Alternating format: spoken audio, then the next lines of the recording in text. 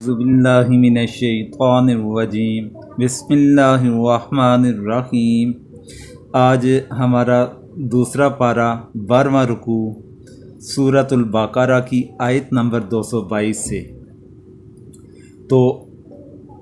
اللہ تعالیٰ فرماتے ہیں اس آیت میں وَيَسْأَلُونَكَ، اور وہ پوچھتے ہیں آپ سے عن المخیض، حالت حیض کے سے، قل آپ کہہ دیں ہوا وہ اذن گندگی، فاعتزلوا پس تم الگ رہو، نساء عورتیں، فی المخیض حالت حیض میں، ولا تقربوہن اور نہ قریب جاؤ ان کے، حتیٰ یہاں تک کہ یطہرن وہ پاک ہو جائیں، فاذا پس جب تطہرن وہ پاک ہو جائیں، فاتوہن تو آؤ ان کے پاس، من حیث جہاں سے امرکم حکم دیا تمہیں، اللہ نے، ان اللہ بے شک اللہ، یحب دوست رکھتا ہے، توابین توبہ کرنے والے، ویحب اور دوست رکھتا ہے، متطہرین پاک رہنے والے۔ ویسألونک اور پوچھتے ہیں آپ سے حیض کے بارے میں، قل ہوا اذی تو آپ کہہ دیجئے کہ وہ گندگی ہے، فاعتزلوا النساء فی المخیض پس دور رہو عورتوں سے حالت حیض کے اندر، ولا تقربوہن حتی یطہرن اور نہ قریب جاؤ ان کے یہاں تک کہ وہ پاک ہو جائیں، فاذا تطہرن فاتوہن من حیث امرکم اللہ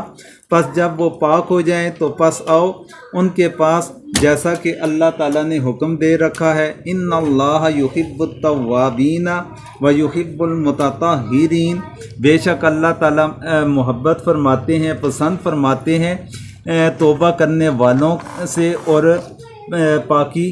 پاکیزہ رہنے والوں کے ساتھ۔ اب اس آیت کریمہ کے اندر اللہ تبارک و تعالیٰ نے کچھ مزید احکامات کے متعلق ذکر فرمایا، اور یہاں پر اس آیت میں جو ذکر فرمایا گیا وہ عورت کی ماواری کے متعلق اللہ تبارک و تعالیٰ نے ذکر فرمایا تھا۔ تو اس آیت کریمہ کے شان نزول کے متعلق مفسرین اکرام فرماتے ہیں کہ عرب کے اندر یہود ان کا طریقہ کار یہ تھا کہ وہ حالت حیض کے اندر عورتوں سے بالکل ہی دور رہا کرتے تھے، جبکہ اس کے مد مقابل دوسرے لوگ عیسائی تھے، تو عیسائیوں کا اس سے بالکل ہی علیحدہ ایک طریقہ کار تھا کہ وہ اس کے اندر حد سے زیادہ عورتوں کی قربت حاصل کر لیا کرتے تھے، جبکہ اللہ تبارک و تعالیٰ نے مذہب اسلام کے لیے جو احکامات کا نزول فرمایا تو وہ اعتدال کا نظریہ ہے۔ تو اس کے اندر پھر اللہ تبارک صحابہ کرام کو جب اس چیز کے بارے میں تشویش لاحق ہوئی تو انہوں نے پھر سوال کیا تھا حضور اکرم صلی اللہ علیہ وسلم سے، تو اللہ تبارک و تعالیٰ نے اس کے متعلق پھر جواب دیا اس آیت کریمہ کے ذریعے سے۔ تو اس کے متعلق ایک تو یہ ہے کہ حالت حیض کا حکم کیا ہے۔ تو حالت حیض کے اندر یہ ہے کہ اس حالت کے اندر مجامعت کرنا، نماز کا ادا کرنا، روزہ رکھنا، یہ سب حرام ہے، اور خلاف عادت جو خون آئے وہ بیماری ہے، یعنی جو مخصوص ایام سے ہٹ کر اگر خون آئے گا وہ پھر حیض کے اندر شمار نہ کیا جائے گا، بلکہ وہ بیماری ہوگی، اور اس بیماری کے خون کے اندر اس میں مجامعت کرنا یا نماز کی ادائیگی کرنا، روزہ رکھنا، یہ سب ٹھیک ہوگا۔ تو اس کا حال ایسا ہے جیسا کہ زخم سے خون نکلنے والا معاملہ ہو۔ تو پھر اس کے متعلق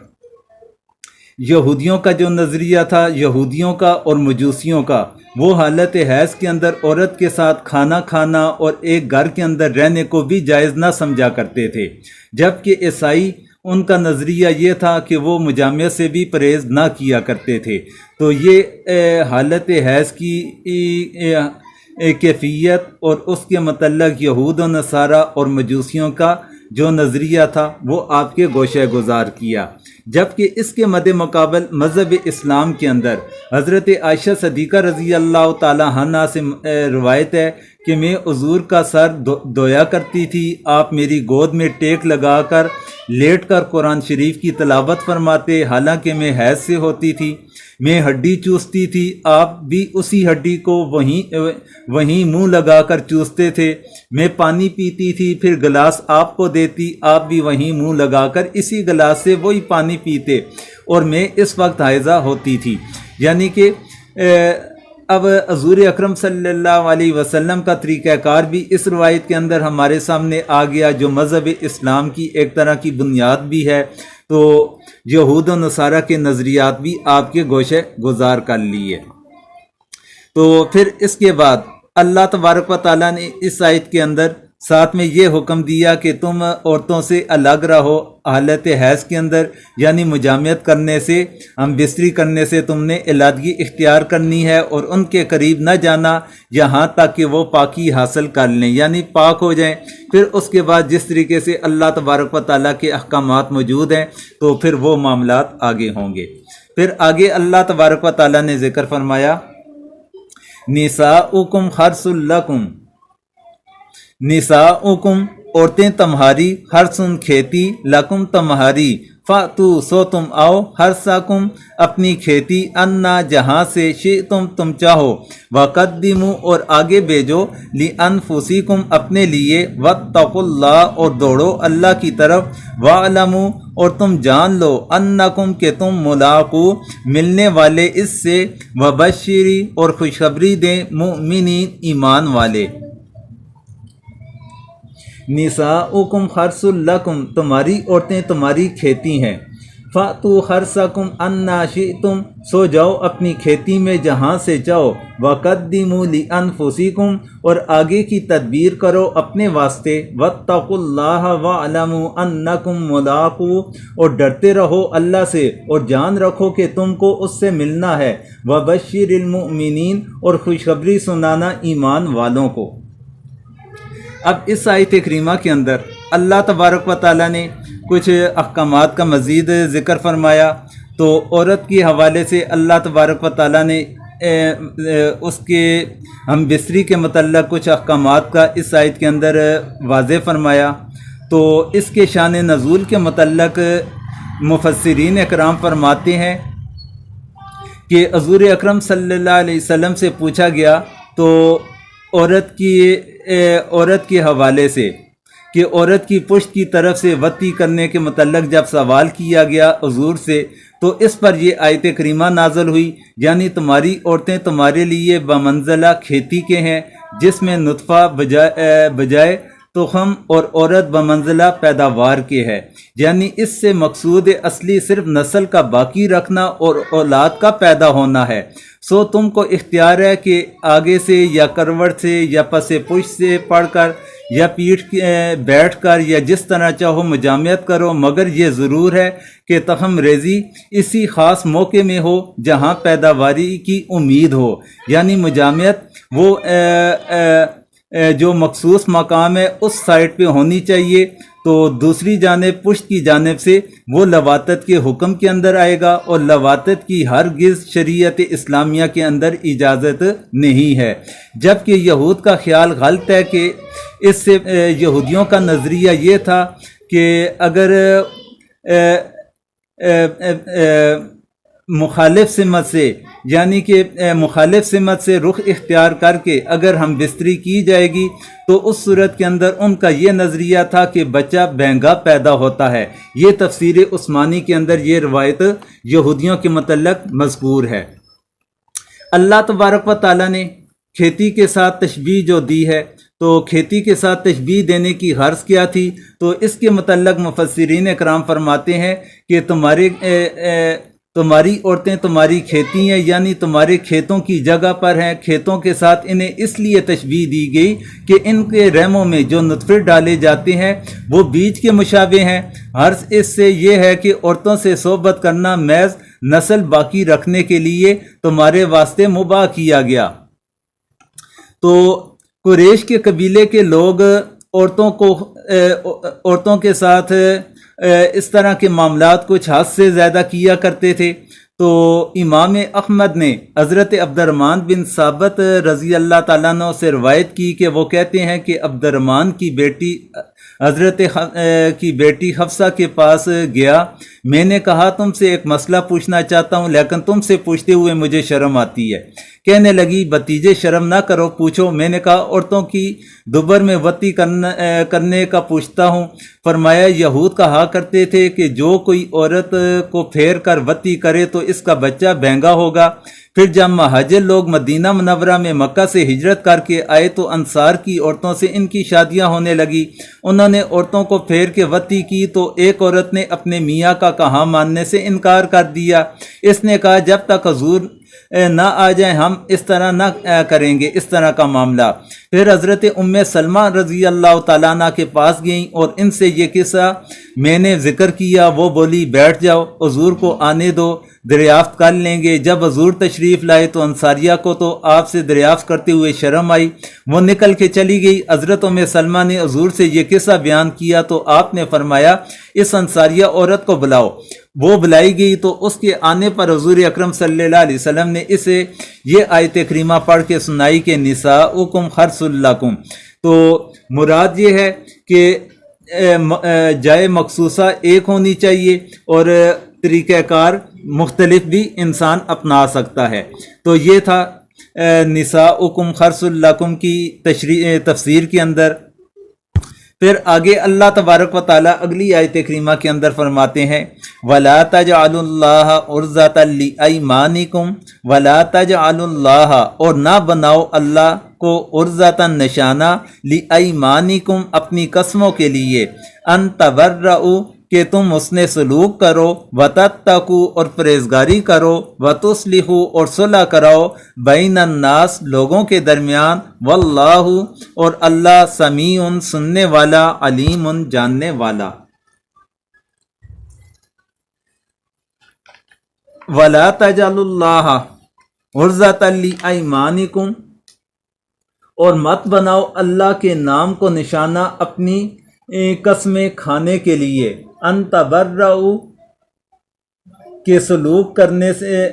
اچھا سلوک کرنے سے پرہیزگاری سے اچھا سلوک کرنے سے وتتقوا اور پرہیزگاری سے وتصلحوا بین الناس اور لوگوں میں صلح کرانے سے کہ بچ جاؤ واللہ سمیع علیم اور اللہ سب کچھ سننے والا جاننے والا ہے۔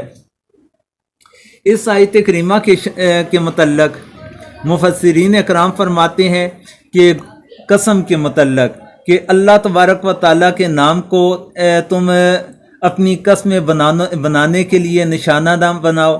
تو اس کے متعلق کچھ یہ وضاحت کرنا چاہوں گا کہ اگر انسان کسی گناہ کرنے کی قسم کو اٹھا لے کہ اگر گناہ کی قسم انسان اٹھا لے کہ میں نے اپنے ماں باپ کی اطاعت نہیں کرنی یا لوگوں کے درمیان میں نے مصالحت نہیں کروانی یا پھر کسی برے کام کے متعلق قسم اٹھا لے کہ میں نے وہ کرنا ہے، تو ایسی صورت کے اندر اس قسم کا توڑنا ضروری ہو جاتا ہے۔ اس قسم کو توڑ کر اس کی جگہ پر کفارہ ادا کر لیا جائے۔ اور اس آیت کریمہ کے شان نزول کے متعلق بعض مفسرین کرام نے فرمایا کہ جب حضرت عائشہ صدیقہ رضی اللہ تعالی عنہ کے اوپر تہمت لگی تھی تو حضرت مصطح رضی اللہ تعالی عنہ وہ بھی ان تہمت لگانے والوں کے اندر شریک تھے، تو حضرت ابو بکر صدیق رضی اللہ تعالیٰ عنہ ان کی کفالت فرمایا کرتے تھے۔ تو جب حضرت عائشہ کے اوپر الزام لگایا گیا تو حضرت ابو بکر صدیق رضی اللہ تعالیٰ عنہ نے ان کا خرچہ روک دیا، کفالت کی ذمہ داری اپنے ہاتھ سے اٹھا لی۔ تو اللہ تبارک و تعالیٰ نے اس آیت کریمہ کا نزول فرمایا۔ تو جب یہ آیت کریمہ حضرت ابو بکر صدیق رضی اللہ تعالیٰ عنہ نے سنی تو اس کے بعد ان کے خرچے کو دگنا کر لیا اور ان کا خرچہ بحال فرما دیا۔ تو پھر آگے اللہ تعالیٰ فرماتے ہیں کہ لا یؤاخذکم اللہ باللہ لا یؤاخذکم نہیں پکڑتا تمہیں اللہ باللہ بھی لہو فی ایمانکم تمہاری قسموں میں ولیکن اور لیکن یؤاخذکم پکڑتا ہے تمہیں بما کا سبب جو کمایا قلوبکم تمہارے دل نے، واللہ اور اللہ غفور بخشنے والا، حلیم بردبار ہے۔ لا یؤاخذکم اللہ باللغو فی ایمانکم نہیں پکڑتا تم کو اللہ بےہودہ قسموں پر تمہاری، ولیکن یؤاخذکم بما کسبت قلوبکم لیکن پکڑتا ہے تم کو ان قسموں پر جن کا قصد کیا تمہارے دلوں نے، واللہ غفور حلیم اور اللہ بخشنے والا تحمل کرنے والا ہے۔ اب اس آیت کریمہ کے اندر اللہ تبارک و تعالیٰ نے قسموں کے متعلق ذکر فرمایا کہ اللہ تبارک و تعالیٰ لغو قسموں کے حوالے سے پکڑ کے اندر نہیں لیتے۔ لغو اور بےہودہ وہ قسم ہے جس کے منہ سے عادت یا عرف کے موافق بے ساختہ انسان کی زبان سے نکل جائے اور دل کو خبر تک نہ ہو، ایسی قسم کا نہ کفارہ ہے نہ اس میں گناہ ہے۔ البتہ اگر کوئی ارادے کے ساتھ الفاظ قسم جیسے اللہ کی قسم اٹھا کر کہتا ہوں، عربی زبان کے اندر کہا جاتا ہے واللہ باللہ تاللہ، تو اس طرح کے الفاظ کے ساتھ اگر بندہ کوئی قسم اٹھائے گا تو اگر اس نے قسم کے اوپر ارادتاً یہ کیا تھا اور وہ قسم کو پورا نہ کر سکا تو ایسی صورت کے اندر اس قسم کا کفارہ ادا کرنا اس کے لیے لازم اور ضروری ہوگا۔ تو پھر جو انسان کے اختیارات بے اختیاری انسان کی زبان سے نکل جاتی ہے قسم، اور انسان کے وام و گمان تک بھی نہیں ہوتا قسم اٹھانے کے حوالے سے، تو ایسی صورت کے اندر اس قسم کے اوپر اللہ تبارک و تعالیٰ مواخذہ نہ فرمائیں گے، وہ لغو قسم کے حکم کے اندر چلی جائے گی بات۔ پھر آگے فرمایا للذین یؤلون من نسائہم تربص اربعۃ اشہر، للذین ان لوگوں کے لیے یؤلون قسم کھاتے ہیں من نسائہم اپنی عورتوں سے، تربص انتظار، اربعۃ 4 اشہرین مہینے، فإن فاؤوا پھر اگر رجوع کر لیں، فإن اللہ تو بے شک اللہ غفور الرحیم معاف کرنے والا رحمت کرنے والا ہے۔ للذین یؤلون من نسائہم تربص اربعۃ اشہر، جو لوگ قسم کھا لیتے ہیں اپنی عورتوں کے پاس جانے سے ان کے لیے مہلت ہے 4 مہینے کی، فَإِن فَاءُوا فَإِنَّ اللَّهَ غَفُورٌ رَحِيمٌ پھر اگر باہم مل گئے تو اللہ بخشنے والا مہربان ہے۔ فَإِنْ عَزَمُوا الطَّلَاقَ وَإِنْ اور اگر عزموا انہوں نے ارادہ کیا طلاق کا فَإِنَّ اللَّهَ تو بے شک اللہ سمیع سننے والا علیم جاننے والا۔ وَإِنْ عَزَمُوا الطَّلَاقَ فَإِنَّ اللَّهَ سَمِيعٌ عَلِيمٌ اور اگر ٹھہرا لیا چھوڑ دینے کو تو بے شک اللہ سننے والا جاننے والا ہے۔ اب ان 2 آیات کریمہ کے اندر اللہ تبارک و تعالیٰ نے الہ کے متعلق ذکر فرمایا، تو الہ بھی ایک طرح کی قسم ہے، تو اس کے متعلق اللہ تبارک و تعالیٰ نے احکامات کا ذکر فرمایا۔ تو الہ کے متعلق جو ضروری چیزیں ہیں اس کی وضاحت کرنا چاہوں گا۔ تو الہ کے متعلق سب سے پہلی بات تو یہ ہے کہ امام مالک اور امام شافعی کے نزدیک اگر الہ کرنے والا 4 مہینے گزرنے کے فوری بعد رجوع کرے تو وہ رجوع معتبر ہوگا، جبکہ امام اعظم ابو حنیفہ رحمۃ اللہ علیہ فرماتے ہیں کہ اگر 4 مہینے کے اندر رجوع کرے تو معتبر ہے، 4 ماہ گزرنے کے بعد رجوع کا اعتبار نہیں۔ یہ اس کے حکم کے متعلق بات آ گئی۔ تو پھر اب الہ کہا کسے جاتا ہے، یعنی اگر کوئی شخص قسم کھائے کہ میں اپنی عورت کے پاس نہ جاؤں گا، تو اگر 4 مہینے کے اندر عورت کے پاس گیا تو قسم کا کفارہ دے گا اور عورت اس کے نکاح میں رہے گی، اور اگر 4 مہینے گزر گئے اور اس کے پاس نہ گیا تو اس عورت کے اوپر طلاق بائنہ واقع ہو جائے گی۔ الہ شرع میں اس کو کہتے ہیں کہ عورت کے پاس جانے سے 4 مہینے یا زائد کے لیے یا بغیر کسی قید مدت کے قسم کھا لے اور 4 مہینے سے کم الہ نہ ہوگا۔ الا کی جو کم سے کم مدت ہے وہ 4 مہینے کی ہے کہ 4 مہینے کی یا 4 مہینے سے زائد کی، یا انسان نے کوئی بھی اس کے اوپر قید نہ لگائی، قسم اٹھائی، تو یہ الا اسے کہا جاتا ہے شرع کی روشنی کے اندر۔ اب الا کی تینوں صورتوں میں 4 مہینے کے اندر عورت کے پاس جائے گا تو کفارہ قسم کا دینا پڑے گا، ورنہ 4 ماہ کے ختم ہونے پر بغیر طلاق دیے ہوئے عورت متعلقہ بائنہ ہو جائے گی۔ اور اگر 4 مہینے سے کم پر قسم کھائے، مثلا کسی نے قسم کھائی کہ 3 مہینے عورت کے پاس نہ جاؤں گا، 1 مہینہ نہ جاؤں گا، تو یہ الائے شرعی نہیں ہوگا۔ تو اگر جتنی اس نے قسم اٹھائی، مثال کے طور پر 3 مہینے کی قسم اٹھا رکھی ہے، اب اگر 3 مہینے کے اندر وہ بیوی کے پاس چلا گیا، اس نے تو قسم توڑ دی، تو قسم کا کفارہ آئے گا۔ اگر اس نے مدت کو پورا کر لیا، 3 مہینے بیوی کے قریب نہ گیا، تو اس صورت کے اندر طلاق واقع نہ ہوگی۔ طلاق کے وقوع کے لیے کم سے کم مدت جو مقرر ہے وہ 4 مہینے کی ہے، جس کا ذکر اللہ تبارک و تعالیٰ نے یہاں پر بھی تربص 4 اشہر کے الفاظ کے ساتھ ذکر فرمایا ہے۔ اب اگر کسی نے 4 مہینے کی یا 4 سے زائد مہینے کی قسم اٹھا لی، اب وہ اپنی بیوی کے ساتھ رجوع کرنا چاہتا ہے، تو رجوع کرنے کا کیا طریقہ کار ہوگا؟ تو امام اعظم ابو حنیفہ اور امام احمد کا قول یہ ہے کہ جب خامن نے اس سے صحبت کر لی، یا اس کا بوسہ لے لیا، یا شہوت سے ہاتھ لگا دیا، یا اس کے ساتھ ہم بستری کر لی، تو اس کا یہ رجوع تصور کیا جائے گا۔ تو اللہ تبارک و تعالیٰ نے یہ حکم نازل فرمایا اور 4 مہینے کی جو حد مقرر فرمائی، تو اس کے اندر بھی اللہ تبارک و تعالیٰ نے ایک زمانہ جاہلیت کی ایک رسم کو اللہ تبارک و تعالیٰ نے ان کے دستور کی مخالفت فرمائی۔ اب عرب کا یہ دستور تھا کہ جب بیوی سے خامند خفا ہوتے تو یہ قسم کھا لیتے کہ میں اب تیرے پاس نہ آؤں گا۔ جاہلیت کے اندر عورت کے ستانے کا یہ ایک طریقہ کار تھا، اس سے نہ عورت بیوہ ہوتی تھی، نہ خامد والی رہتی تھی۔ شریعت اسلامیہ نے اس کی ایک حد اور مدت متعین کر دی، یعنی 4 مہینے۔ اب اگر اس مدت میں رجوع کر لیا تو نکاح باقی رہے گا، اور اگر اس مدت میں رجوع نہ کیا تو طلاق بائن واقع ہو جائے گی۔ یعنی کہ یہ اللہ تبارک و تعالیٰ نے جو الا کا معاملہ فرمایا، تو اس کے اندر بھی اللہ تبارک و تعالیٰ نے عورتوں کے اوپر ایک بہت بڑا احسان فرما دیا، ان کے لیے آسانی والا راستہ اپنا لیا۔ تو اس کے بعد آگے اللہ تعالیٰ فرماتے ہیں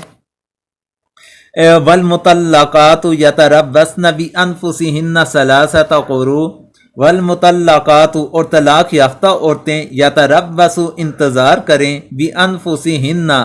اپنے نفسوں اپنے 3 قروء